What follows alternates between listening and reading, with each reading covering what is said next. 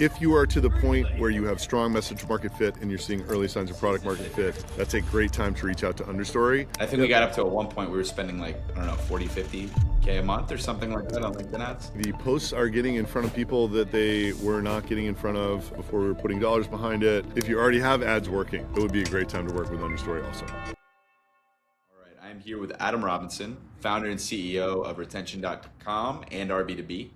Adam's been working with us for over a year now, I think. Probably like a year and a half at this point, in some capacity. But yeah, Adam's been working with us for a while. Wanted to get his feedback and his take on working with us. So Adam, I just have a few questions for you. Let's do it. All right. So what was the paid media situation at RB2B before you started working with Understory? There wasn't one. There's no other way to describe it than that. We weren't doing ads. So it was a brand new channel. You stood it up from scratch, and we helped you. We started on LinkedIn, and we moved some other channels after. Yep. That's right?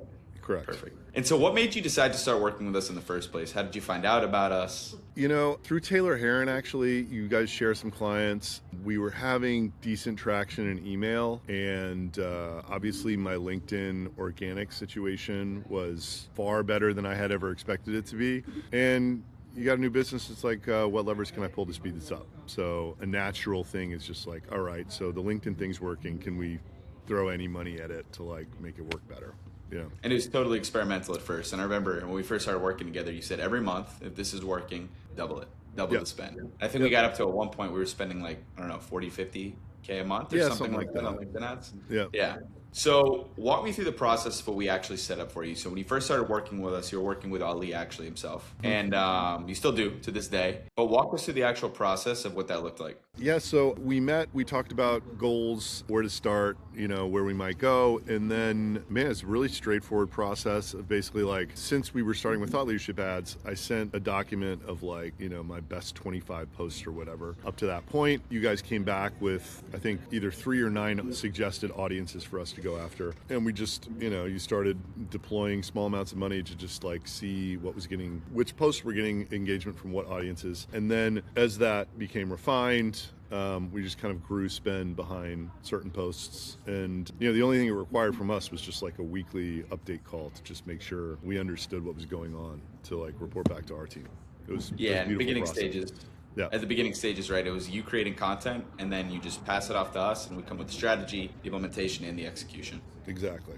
So what kind of results have you seen since you started working with us? It's been a long time, so things have changed, obviously, over time. But what kind of results have you seen? Yeah, look, I mean, the posts are getting in front of people that they were not getting in front of before we were putting dollars behind it. The price per engagement's very compelling. You know, if we put an affiliate link in there, we can actually see, you know, cost per sign up. And, you know, I have this view that retargeting ads are amazing. So like we're doing omnichannel retargeting now. Anecdotally, people tell me all the time they see my stuff on my selfie video ads on Instagram. So yeah, look, it's something that I think we should be doing. I'm incredibly excited about what we're building in the future because I think it's like much more likely to work even better with paid ads. It's a great situation. Love to hear that.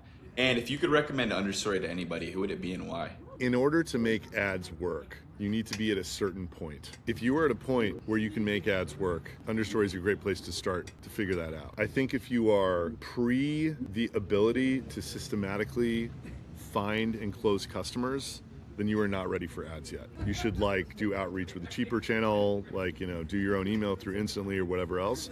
But once you have decent product market fit, you have good message market fit, meaning you know how to succinctly explain your offer to an audience, and that audience reacts to that offer and comes to you, it's probably a pretty good time to start doing some ads and seeing if you can make ads as a channel work. It's also, I think ads are more likely to work if you have like a higher than maybe like 15 or 20K ACV. I know some companies can make lower cost ads work, but it just becomes more challenging. If you are to the point where you have strong message market fit and you're seeing early signs of product market fit, that's a great time to reach out to Understory and start working with figuring it out. If you already have ads working, it would be a great time to work with Understory also.